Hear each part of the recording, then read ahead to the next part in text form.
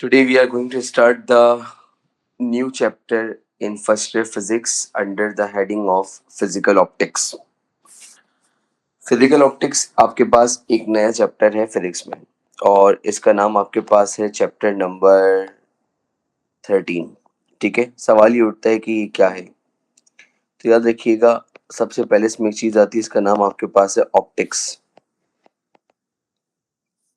और ऑप्टिक्स को हम कहते हैं स्टडी ऑफ लाइट।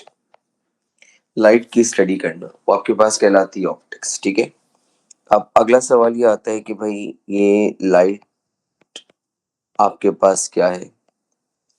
तो आपको ये पता होना चाहिए कि लाइट आपके पास एक फॉर्म ऑफ एनर्जी है। तो light is the form of energy. ठीक है, अगला सवाल ये आता है कि ये एनर्जी की कौन सी फॉर्म है। तो याद रखिएगा, लाइट की दो नेचर होती हैं। Some time it behaves as a particle nature, it as photon, और some time it behave as a wave nature.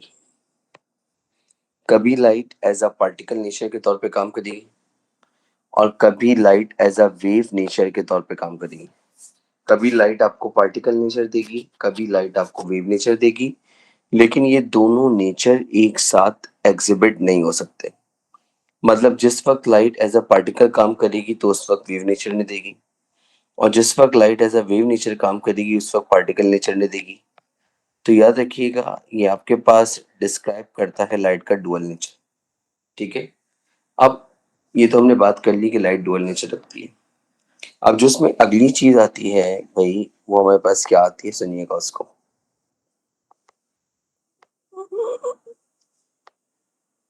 इसमें जो अगली चीज हमारे पास आएगी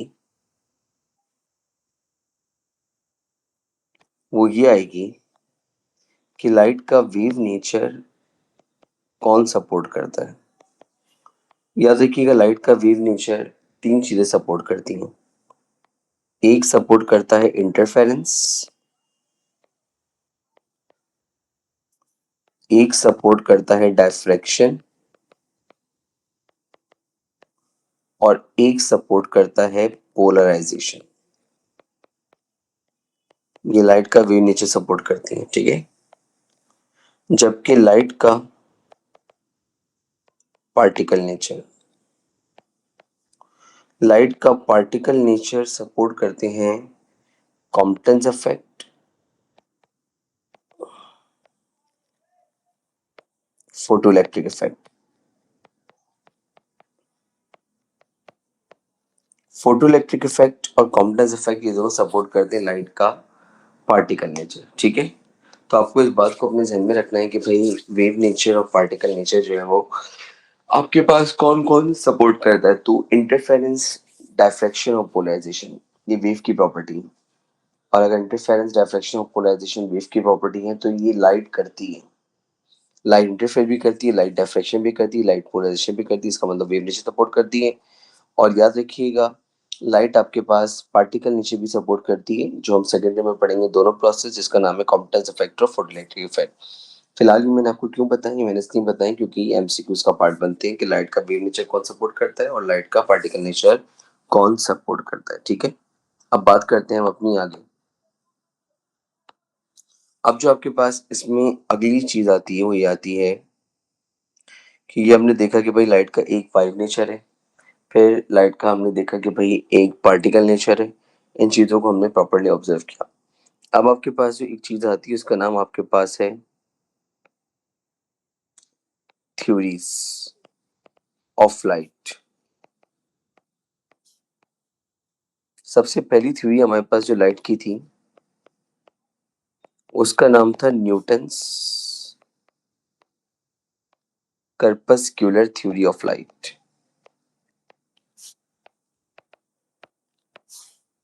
जो पहली थ्योरी हमारे पास थी उसका नाम था न्यूटन्स कर्पस्क्यूलर थ्योरी ऑफ लाइट। इन्होंने कहा था कि भाई लाइट कंसिस्ट करती है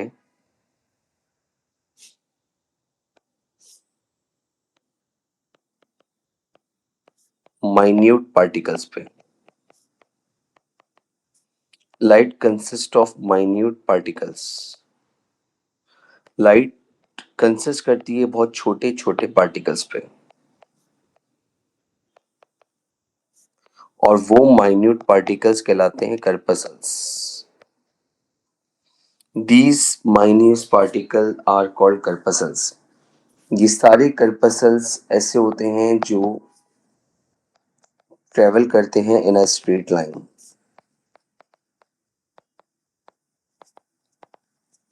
with great velocity.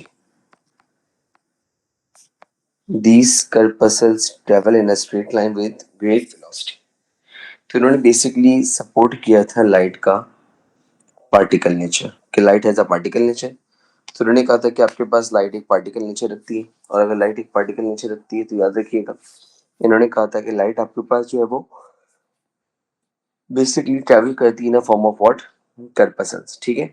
अब इन्होंने अगला पॉइंट ये दिया था कि ये कर्पसल्स ट्रेवल करते हैं बहुत हाई वेलोसिटी से। इन्होंने जो चीजें समझाई थी वो आपके पास थी रिफ्लेक्शन, एब्जॉर्प्शन, ट्रांसमिशन। इन्होंने रिफ्लेक्शन समझाई, एब्जॉर्प्शन समझाई लाइट की, ट्रांसमिशन समझाई कि लाइट रिफ्लेक्ट किस तरह होती है, एब्जॉर्ब किस तरह होती है, ट्रांसमिट किस तरह होती है।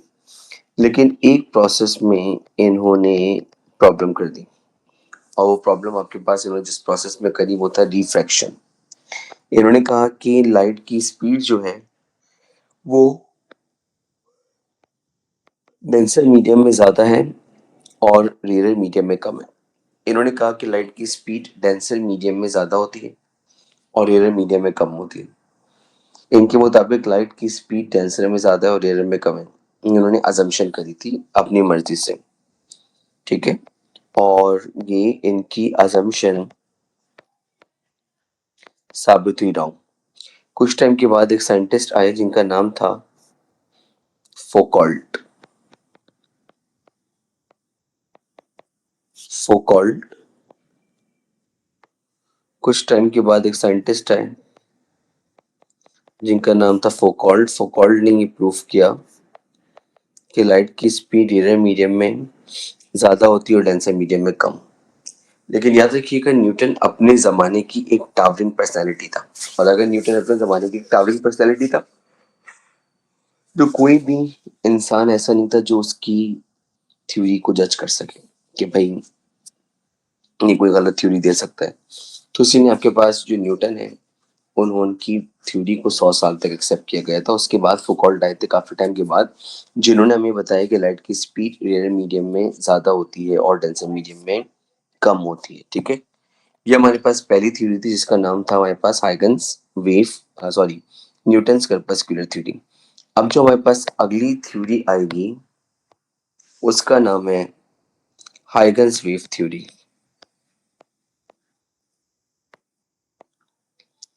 अगली जो थ्योरी हमारे पास आने वाली है, अगली जो थ्योरी हमारे पास आने वाली है उसका नाम है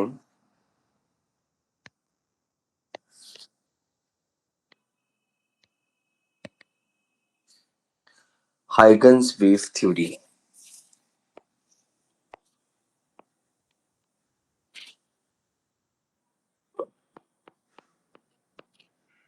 Huygens wave theory.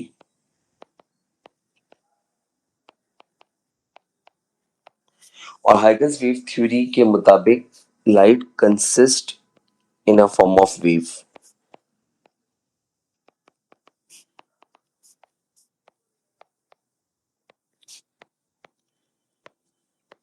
Huygens wave theory के मुताबिक लाइट जो होती है वो वेव की फॉर्म में कंसिस्ट करती है। हाइगन के मुताबिक लाइट एक वेव की फॉर्म में एग्जिस्ट करती है, यानी कि लाइट आपके पास एक वेव की तरह है। तो याद रखिएगा, हाइगन के मुताबिक लाइट एक वेव नेचर रखती है लाइक दिस। अच्छा, जिस जमाने में ये थ्योरी दी गई थी उस जमाने में इलेक्ट्रोमैग्नेटिक वेव्स डिस्कवर नहीं हुई थी। तो दो सवाल उठाए गए। पहला सवाल ये उठाया गया कि लाइट अगर वेव है तो ये बताएं कि इसकी वेवलेंथ क्या है। और दूसरा सवाल ये उठाया गया कि हर वेव को ट्रेवल करने की मीडियम की जरूरत पड़ती है। मैं फिर रिपीट कर दूं, जिस टाइम ये थ्योरी दी गई थी उस टाइम तक इलेक्ट्रोमैग्नेटिक वेव डिस्कवर नहीं हुई थी। तो पहला सवाल जो उठाया गया है कि अगर लाइट वेव है तो बताएं इसकी वेवलेंथ क्या है। और दूसरा सवाल ये उठाया गया कि आपके पास जो लाइट है और जो आपके पास को ट्रेवल करने के लिए मीडियम की जरूरत पड़ती है, तो अर्थ और सन के बीच में कौन सा मीडियम एग्जिस्ट करता है। तो दूसरा सवाल उठाया गया मीडियम का। लाइट की वेवलेंथ के बारे में तो उन्होंने बहुत एक्यूरेट जवाब दिया कि लाइट की जो वेवलेंथ होती है वो बहुत टाइनी होती है। और लाइट की वेवलेंथ टाइनी होती है तभी हमें शार्प इमेजेस मिलते हैं।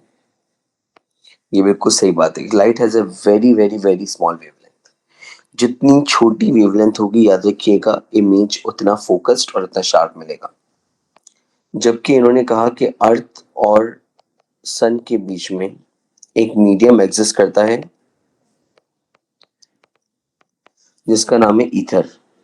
और कुछ टाइम के बाद ये पता चला कि ईथर जैसा कोई मीडियम अर्थ और सन के बीच में एग्जिस्ट नहीं करता। तो इसलिए इनकी थ्योरी को भी फिलहाल रिजेक्ट कर दिया गया। लेकिन इनकी जो बात इन्होंने कहा था कि light has a wave nature अपनी जगह वैलिड थी, बाकी पॉइंट्स इनके इनवैलिड थे। ठीक। उसके बाद तीसरा जो हमारे पास आई उसका नाम था Maxwell theory of light. Maxwell ने कहा कि हाइगन वाज राइट।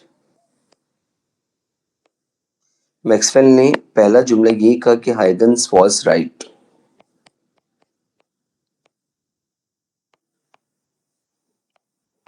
हाइगन बिल्कुल सही थे। Light is an electromagnetic wave. Light एक वेव है लेकिन इलेक्ट्रोमैग्नेटिक वेव है। और अगर लाइट एक इलेक्ट्रोमैग्नेटिक वेव है इसका मतलब उसको ट्रेवल करने के लिए किसी मीडियम की जरूरत नहीं है। Light is an electromagnetic wave that needs no medium to travel.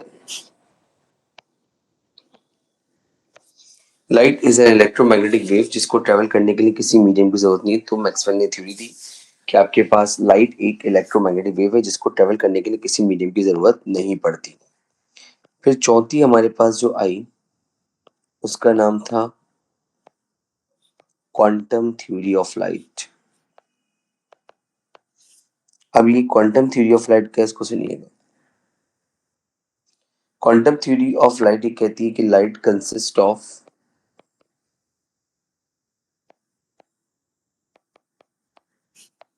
Packets of bundles of energy. Light consists of packets of bundles of energy which are called photons. Light consists of packets of bundles of energy जिसको photon कहते हैं। Lights आपके पास packets of bundles of energy पे consist करती है इसको हम फोटॉन्स कहते हैं। और याद रखिएगा the energy of each photon is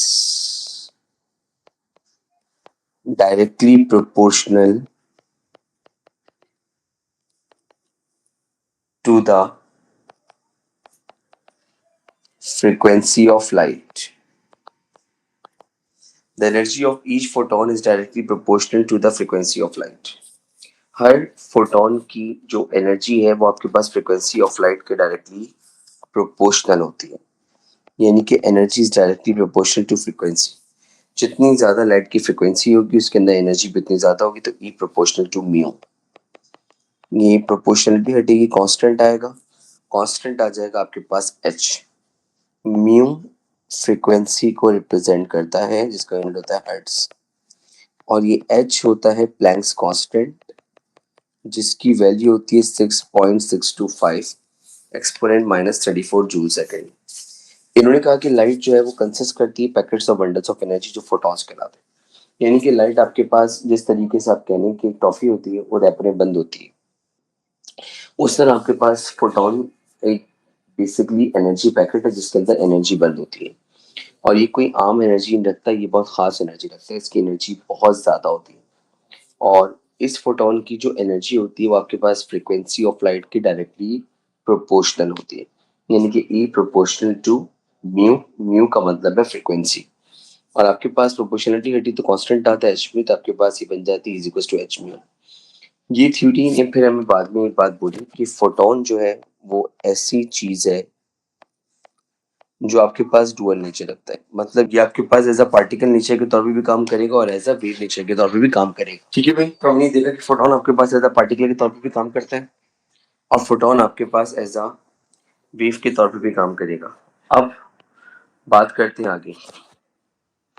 अब आपके पास जो चीज आती है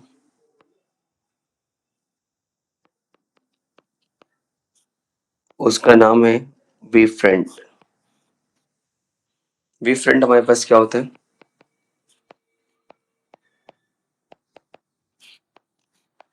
the collection of all points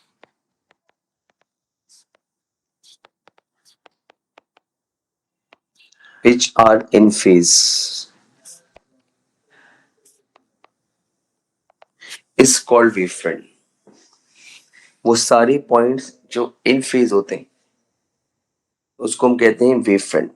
in phase का मतलब क्या है? इन फेज का मतलब which has the similar position.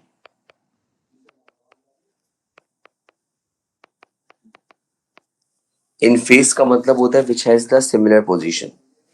ये मेरे पास एक पॉइंट है और यहां से निकल रही है वेव्स। ये पॉइंट सोर्स है, आप समझ रहे हैं, लाइट सोर्स जो लाइट इमिट करती है। तो ये मेरे पास लाइट इमिट हो रही है, ठीक है, और ये लाइट में वेव की तरह इमिट कर रहा हूँ। आप चेक करें, एक सेकंड के बाद अगर इसका क्रस्ट होगा, इसका भी क्रस्ट होगा, इसका भी क्रस्ट होगा, इसका भी क्रस्ट होगा, इसका भी क्रस्ट होगा, इसका भी क्रस्ट होगा, अगर ये सारे क्रस्ट हम कंबाइन कर लें तो एक वेव फ्रंट बन जाएगा। तो मेरे पास ये एक वेव फ्रंट बन गया। इस तरह अगर एक सेकंड बाद ट्रफ होगा, इसका ट्रफ होगा, इसका भी ट्रफ होगा, इसका भी ट्रफ होगा, इसका भी ट्रफ होगा, इसका भी ट्रफ होगा, तो हम उन सारे पॉइंट्स को जब कलेक्शन करेंगे तो आपके पास ये इनका एक वेव फ्रंट बन जाएगा। देखिएगा, अब देखिएगा जो सारे पॉइंट्स हैं उनका जो कलेक्शन होता है जो इन फेज होते हैं उसको हम आम जुबान में क्या बोलते हैं? Wave front. हमारे पास वेव फ्रंट कहलाता है, तो ये हमारे पास वेव फ्रंट है। तो collection of all those points which are in phase are called as wave front, उनको हम वेव फ्रंट कहते हैं। वेव फ्रंट दो तरह के होते हैं। पहला वेव फ्रंट कहलाता है spherical wave front.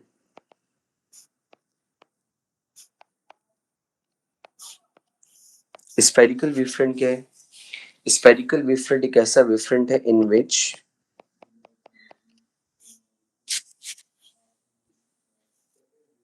in which the wavefront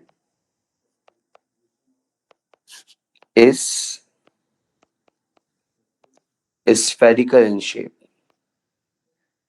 जिसमें wave front spherical in shape होता है, यानी कि फर्ज करने के बीच में मैंने आपके पास एक पॉइंट सोर्स लटकाई हुई, और जब बीच में पॉइंट फोर्स मैंने लटकाई हुई तो उसकी जो रेस है वो चारों तरफ फैल रही है।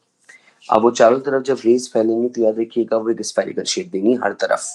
जैसे सूरज होता है, सूरज की जो किरणें हैं वो चारों तरफ जाती हैं, तो इसी तरह देखिएगा इसकी भी जो एक वेव फ्रंट है वो इस तरीके का बनेगा, लाइक दिस। जैसे ये वेव्स हैं, अब मैंने इनको स्ट्रेट लाइन से शो किया हुआ है ऐसे। अगर ये थोड़ा सा मैं क्लीन करता हूँ इसको, ये और ब्लर लग रहा है। अगर ये वेव्स हैं,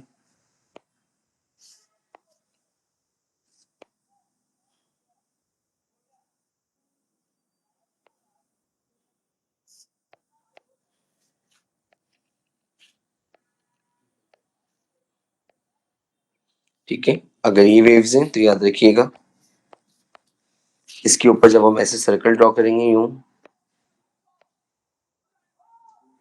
ऐसे, तो ये एक स्फेरिकल वेव फ्रंट है। और इसके अंदर याद रखिएगा जो लाइट की लाइंस होती हैं ना, वो आपके पास हमेशा, या रेज होती हैं, वो इसके परपेंडिकुलर होती हैं। तो ऐसे वेव फ्रंट को हम कहते हैं क्या? स्फेरिकल वेव फ्रंट, जिसमें वेव्स हर डायरेक्शन में spread, in which waves spread in all directions। एक ऐसा वेव फ्रंट जिसमें वेव्स हर डायरेक्शन में स्प्रेड हो, वो कहलाता है स्फेरिकल वेवफ्रंट। और इसके अंदर जो लाइट रेज होती हैं वो वेवफ्रंट के परपेंडिकुलर होती हैं। तो आप देख लें इसमें लाइट रेज सारी वेवफ्रंट के परपेंडिकुलर, इसको हम स्फेरिकल वेवफ्रंट कहते हैं। जबकि दूसरा कहलाता है plane wavefront.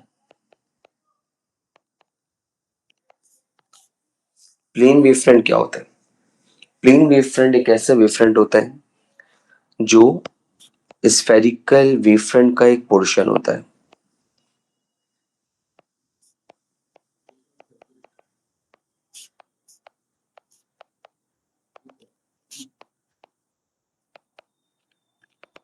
A portion of a spherical wavefront. जैसे कि अगर यहाँ पे एक सोर्स है, तो अगर मैं इसका एक पोर्शन ले लूं और थोड़ा सा दूर लूं, तो आप चेक करें इस पे आने वाली तकरीबन सारी लाइंस एक दूसरे के पैरेलल होंगी। तो वैसे तो ये स्फेरिकल था, लेकिन इसका हमने एक पोर्शन ले लिया, तो जिसके अंदर याद रखिएगा एक पोर्शन हो और वो पोर्शन थोड़ा सा दूर डिस्टेंस पे अगर हम लें, तो उस पे आने वाली सारी रेज पैरेलल पड़ेंगी ऑब्जेक्ट पे। तो जो रेज पैरेलल हो रही है, पैरेलल रेज आपके पास क्या बनाएंगी? Plane wave front. तो प्लेन वेव फ्रंट एक ऐसा वेव फ्रंट होता है इसमें सारी रेज एक दूसरे के पैरेलल होती हैं। उसको हम अपनी आम ज़बान में प्लेन वेव फ्रंट कहते हैं, वो प्लेन वेव फ्रंट कराती है। तो प्लेन वेव फ्रंट में all the waves are parallel to each other, वो हमारे पास प्लेन वेव फ्रंट कहलाएगा। ठीक है। अब हमारे पास जो टॉपिक आ रहा है वो सबसे इंपॉर्टेंट है, उसका नाम है Huygens principal.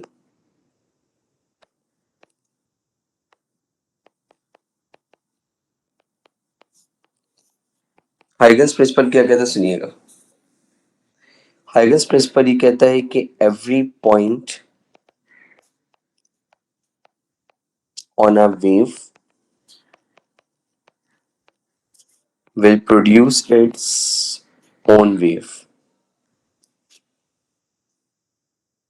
Every point on a wave will produce its own wave, which are called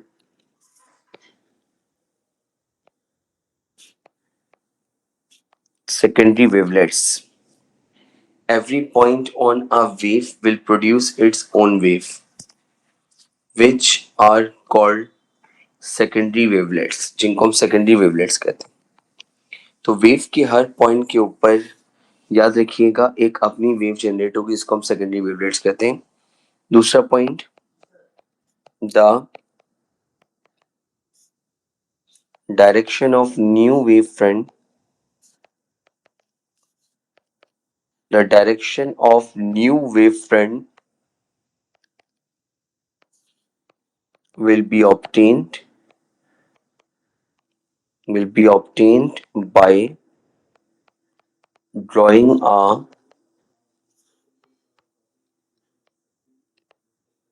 plane tangent on it.